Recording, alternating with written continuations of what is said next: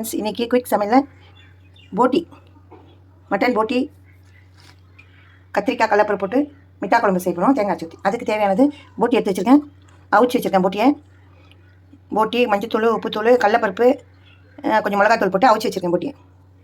போட்டிக்கு தேவையான பொருள்: வெங்காயம், தக்காளி, பச்சை மிளகாய், கத்திரிக்காய், இஞ்சி பூண்டு, ஆயில் இதெல்லாம் எடுத்து வச்சுருக்கேன். வாங்க எப்படி செய்து பார்த்துக்கலாம். அடுப்பை வச்சு குக்கர் வச்சாச்சு.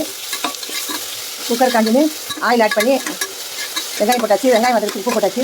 ஏன்னா ஏற்கனவே போட்டியில் கொஞ்சம் உப்பு போட்டிருக்கோம், அதனால் இதுலேயும் கொஞ்சம் உப்பு போட்டிருக்கோம். இஞ்சி போட்டு போட்டுக்கேன். நல்லா வதங்கி வரட்டும். வெங்காயம் வதங்கிடுச்சு. தக்காளி, பச்சை மிளகாய், கொத்தமல்லி. ஃபஸ்ட் நான் கொத்தமல்லி சொல்லலை, கொத்தமல்லியும் சேர்த்து போட்டாச்சு.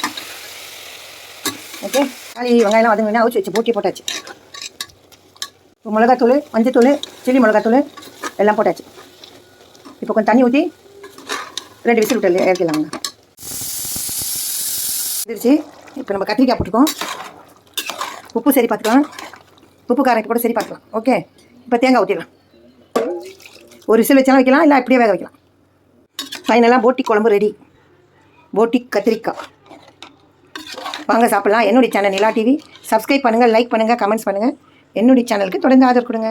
உங்கள் நிலா.